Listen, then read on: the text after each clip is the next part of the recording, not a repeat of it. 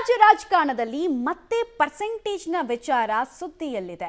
ಪ್ರಮುಖವಾಗಿ ಕಾಂಗ್ರೆಸ್ ಅವಧಿಯಲ್ಲಿ 60% ತೆಗೆದುಕೊಳ್ಳಲಾಗ್ತಾ ಇದೆ ಅಂತ ಗಂಭೀರ ಆರೋಪವನ್ನ ಮಾಡ್ತಾ ಇದ್ದಾರೆ ಕುಮಾರಸ್ವಾಮಿ ಅವರು.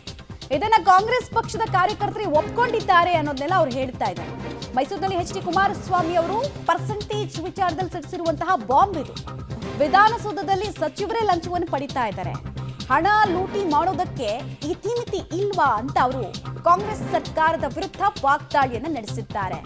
ಬಿಜೆಪಿ ಸರ್ಕಾರದ ಅವಧಿಯಲ್ಲಿ 40% ಅಂತ ಕಾಂಗ್ರೆಸ್ನವರು ಹೇಳ್ಕೊಂಡು ಬಂದಿದ್ರಲ್ಲ, ಈಗ ಕಾಂಗ್ರೆಸ್ ಸರ್ಕಾರಕ್ಕೆ ಆ ಆರೋಪದ ಉರುಳು ಸುತ್ತಕೊಳ್ತಾ ಇರೋ ಹಾಗೆ ಕಾಣಿಸ್ತಾ ಇದೆ. ಕಾರಣ ಕುಮಾರಸ್ವಾಮಿ ಅವರು ಮಾಡ್ತಾ ಇರುವಂತಹ ಆರೋಪ 60% ನಡೀತಾ ಇದೆ ಕಮಿಷನ್ನು ಅಂತೆಲ್ಲ ಅವ್ರು ಹೇಳಿದ್ದಾರೆ.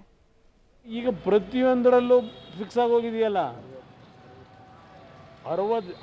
ಅವರ ಪಕ್ಷದ ಗುತ್ತಿಗೆದಾರರೇ ತುಮಕೂರಿನ ಯಾವುದೋ ಒಂದು ಅಸೋಸಿಯೇಷನ್ನು ಅವ್ರ ಪಕ್ಷದ ಕಾರ್ಯಕರ್ತರೆ 60% ದಾಟಿದೆ. ಅವರೇ ಎಷ್ಟೋ ಪರವಾಗಿರಲಿಲ್ಲ ಅಂತೇಳಿ ಹಿಂದಿನ ಸರ್ಕಾರದ ಬಗ್ಗೆ ಕಾಂಗ್ರೆಸ್ನ ಗುತ್ತಿಗೆದಾರರೇ ಸರ್ಟಿಫಿಕೇಟ್ ಕೊಡ್ತಾವ್ರೆ. ಹೋಗಲಿ, ಅದು ಕಾಂಟ್ರಾಕ್ಟ್ ತಗೋಬೇಕಾದ್ರೆ PWDನಲ್ಲೋ ಇರಿಗೇಷನಲ್ಲೋ ಮಾಡ್ಕೊತಿದ್ದು ಇವ್ರುಗಳು ಲೂಟಿ ಹೊಡಿಯೋದೊಂದು ಭಾಗ ಹೊಡಿತಿರೋದು. ಈಗ ಮನೆ ಹಂಚಿಕೆ ಮಾಡಬೇಕಾದ್ರೂ ದುಡ್ಡು ಕೊಡಬೇಕಂತೆ.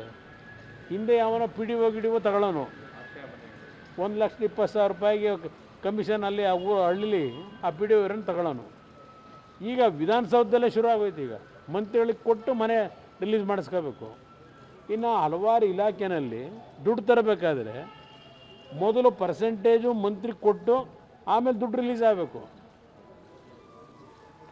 ಪ್ರತಿ ಇಲಾಖೆಯಲ್ಲಿ ಫಿಕ್ಸ್ ಮಾಡ್ಕೊಂಡಿದ್ದೀರಿ. ಜಗಜ್ಜಾಹಿರ ಇದು ಎಲ್ಲಿದೆ? ಕುಮಾರಸ್ವಾಮಿ ಕಾಲದಲ್ಲಿ ಮಾಡ್ತಿರೋ ಅದಕ್ಕಿದೆ ಹೇಳ್ತಾರೆ, ಇದು ಹೇಳ್ತವೆ. ಯಾರ ಮಾನ ಮರ್ಯಾದೆ ಇದೆ ಅವರಿಗೆ? ದುಡ್ಡು ತಿನ್ನೋಕ್ಕೂ ಒಂದು ಇತಿಮಿತಿ ಬೇಡ? ಇತಿಮಿತಿ ಬೇಡ ಇದಕ್ಕೆ? ಅಧಿಕಾರಿಗಳು ಎಲ್ಲಿಂದ ಕೆಲಸ ಮಾಡ್ತಾರೆ ಈ ಥರ ಆಗೋದ್ರೆ?